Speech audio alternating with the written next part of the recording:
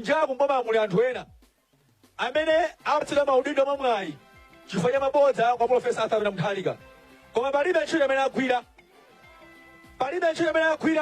Tikukudziwani kumene kwako musiya zopusazo. Mukapitiriza titumiza nyamata ndinanyamata ambira kwa nyamata ofisi mwanu. Tikufana zimene zweri.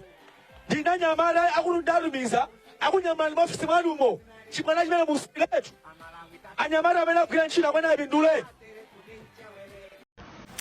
Hello everyone. Leo ndifuna ndikambeza ku Blue Camp. Ndifuna ndikambeza imezi because Gangata anapangisa msonkhano. So kumeneko chomwe anankhula chomwe ndagwira mfundo yaikulu ndionena kuti kwadulukira anthu ena amene akuzitcha kuti ndi ma-professionals. Nthawi zonse chipani chikakhala kuti chatingaboma pamakhala timu ina imene imangotulukira kumazitcha kuti ndi ma-professionals.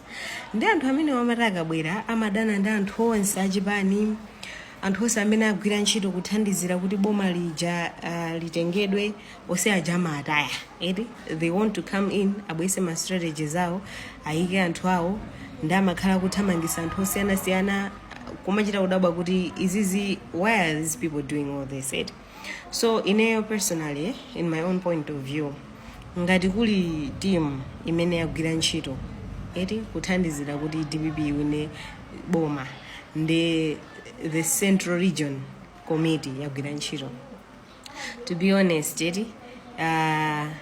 it's not easy to fight MCP kuchipinda kwawo, and we are talking of kupanga fight MCP yo ili chipani cholamula ili mboma when it had all the resources chine chilichonse chili m'manja mwawo. It's not easy. This guy is agwira ntchito kwambiri, and honestly Gangata to me deserves the credit because of ntchito kwambiri, and he has shown kuti he is a very very great politician kulimbana ndi MCP kuchipinda kwawo.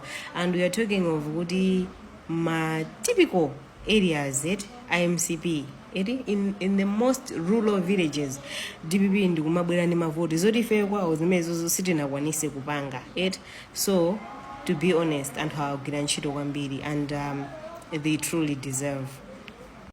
Komano chimene chimakhala chokhumudwitsa ndi chonena kuti anthu ngati amene wawa momwe azipangidwa ona because of what they have done ndi amene amapezeka zokuti anthu akuyamba nokulimbana nawo koma apanga fight.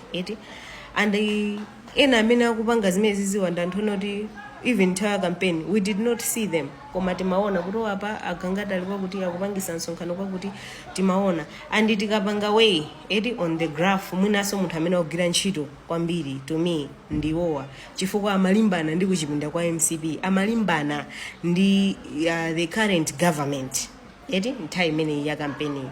So it's not easy kulimbana, and MCP had all the resources. Iwo anali ku opposition. I'm sure they didn't have enough money to campaign kusiyana ndi mene MCP inalili ndi ndalama. So it's not easy. He really needs to be honored for what he has done. Ineyo sinemagwizana kwambiri ndi issue imene iyo masankhana kuti anthu aku Central Region itakhaulise chifukwa masiku anowa dziko linasintha, and we are talking of kuti there are a lot of intermarriages. Masiku ano anthu atonga kumakwatana ndi achewa ayawo, kumakwatana ndi atumbuka asena, kumakwatana ndi ndani. So dzikoli it's mixed up. Nde tikamanena kuti ayi tofuna tithane ndi Central Region, simukuthana ndi Gangata yekha, simukuthana ndi achewa okhaokha, komano mukuthana ndi mitundu yosiyanasiyana, because even anthu ambiri so the likes of Peter Mukito ndi anthu onena kuti they are not from Central Region koma anapanga ma investment awo ku Central Region, which means panopa kwawo ndi ku Central Region iko. We are talking of chimwemwe chipu.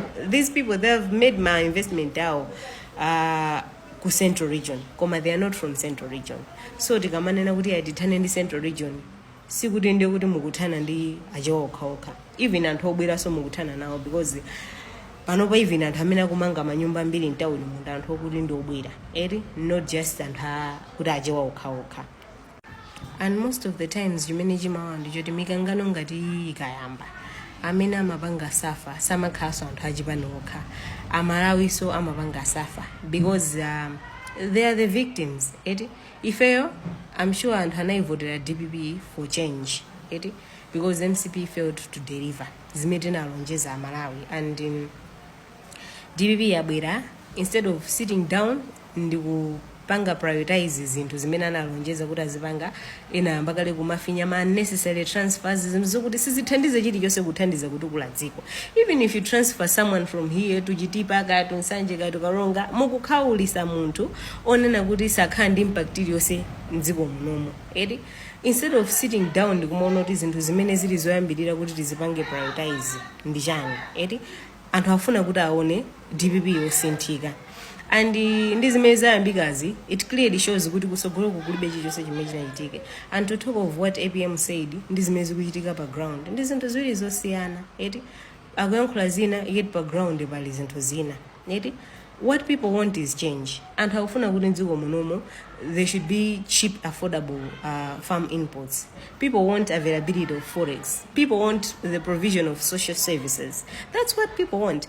And hakufuna zonena kuti they should be able to import and export things. Zinthu ziyambe kuyenda pala anthu sanapite ku school, they depend on my business omwewa. Anthu amadalira kuti apite kunja akaode ena matima business tomwe tothamanga ndemukama afinya ma tax yeti zinthu sizikuyenda yeti forex isakupezeka.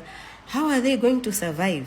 Ndetipezeka zonena kuti instead of kuti mukhaulise anthu a Central Region, mukhaulise anthu amene anakupangani chipongwe nthawi imene munali ku opposition amene atazunzike nda Malawi. Nkhondo imene ma politicians kawiri simakhudza kwenikweni. Amene amakhudzika amene amavulala kwambiri nda Malawi. So you need to consider what Malawians have voted you for. Malawians did not vote for you kuti mubwere muzakhaulisa anthu enake. They voted for you to bring change. They voted for you kuti muzabweresera mwabweresere fuel. They voted for you kuti forex ayambe kupezeka. They voted for you kuti zinthu ziziyenda. Anthu afuna magetsi azipezeka 24/7. Osati kumabwera ndi kumapanga ma transfers. These things they can happen later. Mudayamba kuonesa Malawi zimene mwabwerera. Mudayamba kuonesa zitukuku. People will be interested in that. Osati anthu azonoti ya lero amanganda, lero achosandani, lero atani. That's not our business. Because this is no time for revenge. We want to see results. Malawians want to start seeing what they voted you for. They want you to produce results for them. So chinthu chomaliza chimene ndimafuna ndiyankhule ndichonena kuti Malawi chased you out in 2020 when you failed to deliver. And they voted for MCP and the Tonse Alliance. Just 2 months ago, they have enforced a shameful exit to MCP. And the same Malawians, if you don't do right to them, they will kick you out in 2030. 5 years is sikalikali. You have to do what is right. Musone ngadubalo mwapanga nda Malawi leroli ndwa permanent. The only relationship you can make is doing right to the Malawian people. The only good relationship imene mungapange nda Malawi zimene akufuna zo mukwanirise. They have all the reasons to chase you out if you do not perform. The same way they voted for MCP, tinkati MCP sazaivotera, but they voted for it. Tinkati so DPP saivotera because of what they did, they still choose the DPP.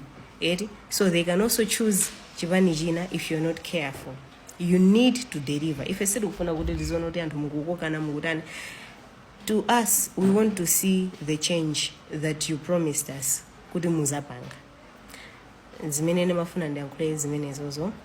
Next week ndibanga video kwa bwera ma request ambirimbiri anthu akupempha kuti bwanji mutipangire ku analyze issue ya vitumbiko mumba. Chifukwa nthawi zonse mumayankhula as if you're siding vitumbiko mumba. Then next week ndibanga video ya vitumbiko mumba. Then wafuna ningopepeseratu kwa team people over politics kuti bevani video imene ndikupanga next week isikhala ikukomerani zikomo kwambiri.